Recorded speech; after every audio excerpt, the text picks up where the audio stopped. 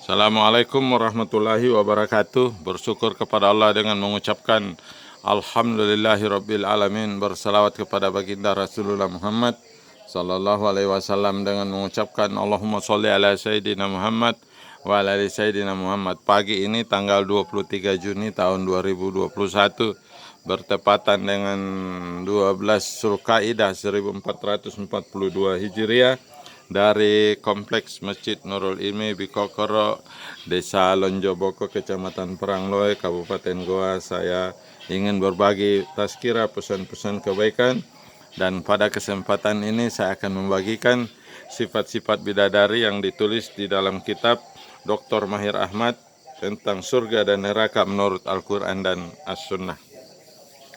Ma'asyiral muslimin yang insya Allah dirahmati Allah dimanapun berada, pada kesempatan ini saya akan mengutip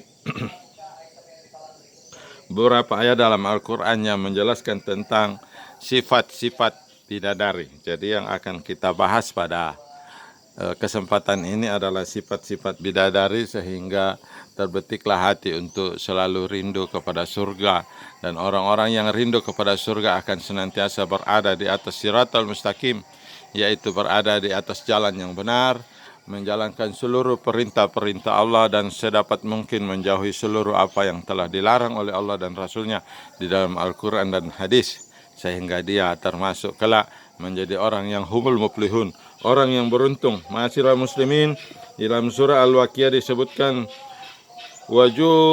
wahuru'in ka'amsalil lu'lu'il ma'nun, yang artinya dan ada bidadari bermata jeli laksana mutiara yang tersimpan baik. Jadi wahuroin itu adalah bidadari yang bermata jeli. Di dalam penjelasan ini disebutkan Rasulullah telah bersabda untuk menafsirkan ayat tersebut, yang artinya kemurnian mereka ialah kemurnian mutiara di dalam rumahnya yang tidak pernah disentuh oleh tangan. Jadi itu Allah mengumpamakan begitu tingginya kalimat itu, disebutkan sebagai wahurun, yang oleh Rasulullah disebutkan kemurnian mereka ialah kemurnian mutiara di dalam rumahnya yang tidak pernah disentuh oleh tangan. Jadi ma'asyiral muslimin, mutiara itu tidak pernah disentuh oleh tangan karena dia tersembunyi di dalam kelopaknya itu tempatnya. Jadi mutiara itu tersembunyi di dalam kerang. Itu disebutkan di dalam riwayat hadis Tirmizi dan Sunan, di dalam kitab Al-Mujamul Kabir halaman 188. Kemudian di dalam surah Ar-Rahman disebutkan fihinna khairatun hisan. Di dalam surga itu ada bidadari-bidadari yang baik-baik lagi cantik-cantik. Ar-Rahman ayat 70 ini menjelaskan dan ditafsirkan oleh baginda Rasulullah di dalam ibit heratul akhlaki hisanul wujud, sebaik-baik akhlak dan seelok-elok wajah. Jadi Nabi menceritakan tentang ayat ke-70 dari Ar-Rahman ini. Beliau mengomentari dengan tafsirnya yang diriwayatkan dalam hadis At-Tabarani, yaitu sebaik-baik akhlak dan seelok-elok wajah. Jadi ini adalah wajah yang paling elok, adalah wajah daripada bidadari-bidadari yang dijelaskan oleh Allah Tabarak di dalam Ar-Rahman ayat 70. Lalu untuk siapa mereka? Allah menjelaskan di dalam surah Al-Waqiah, di ashabil yamini. Jadi mereka diperuntukkan untuk golongan kanan. Golongan kanan itu adalah golongan orang yang masuk ke surga pada gelombang kedua. Karena pada gelombang pertama, ma'asyiral muslimin, orang-orang yang masuk ke surga adalah golongan mukarribun, yang Allah jelaskan di dalam surah Al-Waqiah, sulatu minal awalina wa qalilu minal akhirin. Maka golongan kanan itu Allah jelaskan sulatu minal awalina wa sulatu minal akhirin. Artinya sebahagian besar orang-orang terdahulu dan sebahagian besar pula orang-orang kemudian. Orang-orang terdahulu itu sepakat para ulama menafsirkan sebagai orang-orang pada zaman Rasulullah hidup, para sahabat. Dan orang-orang kemudian itu adalah setelah zaman Rasulullah atau setelah Nabi wafat mangkat, maka itu disebut sebagai orang-orang kemudian karena tidak bertemu lagi dengan baginda Rasulullah. Jadi kita ini yang hidup di tahun 1442 Hijriah adalah orang-orang kemudian karena kita tidak pernah ketemu baginda Rasulullah Muhammad Sallallahu Alaihi Wasallam. Jadi makna ayat tersebut adalah menjadikan bidadari dalam keelokan mereka yang memikat, kemurnian yakut dan keputihan marjan.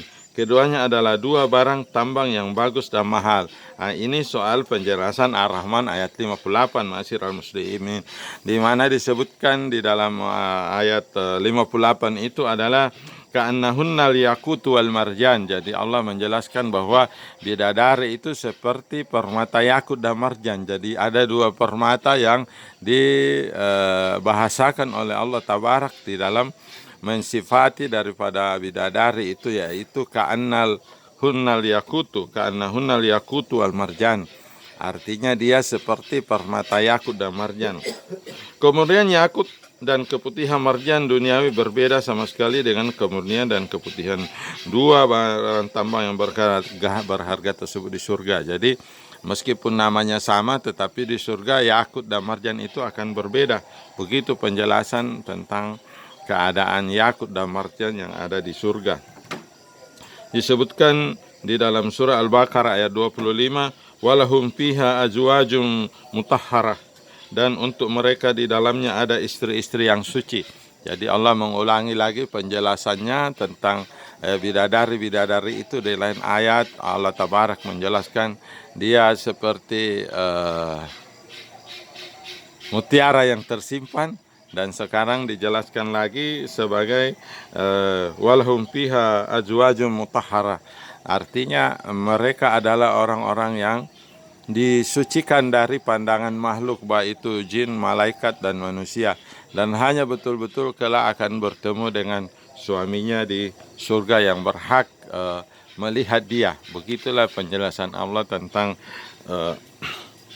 Al-Baqarah ayat 25 ini yang disebutkan sebagai istri-istri yang suci. Ma'asyiral muslimin di mana saja berada, begitulah penjelasan tentang bidadari-bidadari, keadaan dan bentuk dan sifatnya. Tetapi akhlaknya juga perlu kita ketahui supaya tidak terbayang dalam pikiran orang-orang dunia bagaimana itu bidadari yang begitu rupa cantik, apakah mereka juga bisa melihat selain suaminya dan tertarik. Itu dapat dijelaskan di dalam penjelasan sebagai berikut. Di dalam surah As-Saffat dijelaskan ayat 48, yang artinya di sisi mereka ada bidadari-bidadari yang tidak liar pandangannya dan jelita matanya. Jadi wanita-wanita surga itu tidak melihat kepada selain suaminya. Jadi dia hanya tertarik dan mencintai suaminya. Sesuai penjelasan Allah di dalam surah As-Saffat. Artinya mereka tidak liar pandangannya. Liar dalam terjemahan Departemen Agama Republik Indonesia ini sepakat para ulama bahwa mereka senantiasa hanya melihat kepada suaminya karena mereka memang diciptakan untuk itu. Jadi tidak ada perkara bidadari di surga itu melihat laki-laki selain daripada suaminya, karena itu adalah satu sifat yang telah dilekatkan oleh Allah kepada bidadari. Disebutkan di dalam surah Al-Qalam ayat 4, wa innaka la'ala hulukin adim. Jadi itu dipertegas lagi, dan sesungguhnya kamu benar-benar berbudi pekerti yang agung. Jadi ayat ini diturunkan tentang Rasulullah, dan itulah kesempurnaan akhlak beliau. Beliau juga telah mengungkapkan tentang akhlak yang baik dan kedudukan yang agung di surga. Jadi kira-kira begitulah para penghuni surga mempunyai akhlak yang tinggi dan diperumpamakan seperti akhlak baginda Rasulullah yang Allah jelaskan di dalam surah Al-Qalam ayat 4. yaitu adalah kamu benar-benar berbudi pekerti yang agung. Kemudian ma'asyiral muslimin, Abu Hurairah di dalam riwayatnya Rasulullah telah bersabda, akrabikum minni majlisa yaumal qiyamah ahasinakum laka. Itu yang artinya orang yang paling dekat kedudukannya denganku di antara kalian pada hari kiamat ialah orang yang paling baik akhlaknya. Jadi baginda Rasulullah telah mensabdakan siapa-siapa orang yang dekat dengan beliau kelak di hari kiamat adalah orang-orang yang terbaik akhlaknya. Jadi hanya orang-orang yang budi pekerti yang agung saja yang bisa mendekat kepada beliau. So, begitulah Allah mensifati daripada baginda Rasulullah sebagai orang yang berbudi pekerti yang agung, dan tentulah hanya orang-orang yang seperti itu yang berhak mendekati baginda Rasulullah di surga.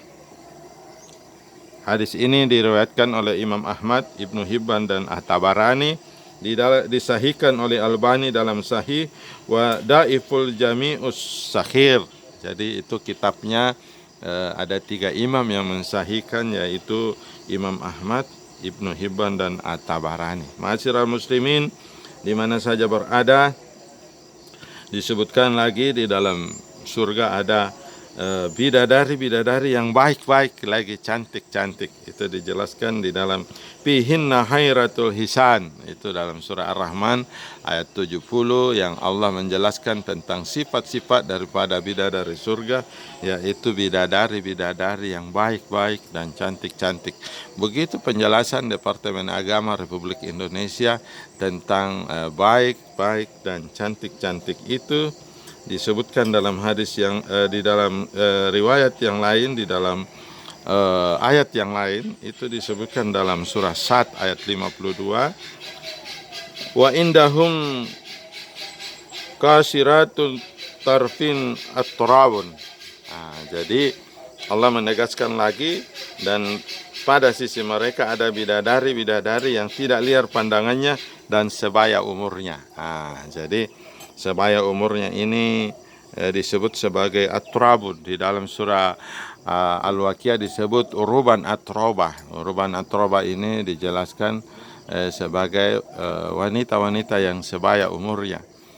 Sebagian ulama berpendapat bahwa sebaya umurnya itu dijelaskan sebagai wanita yang muda belia dan sangat cantik.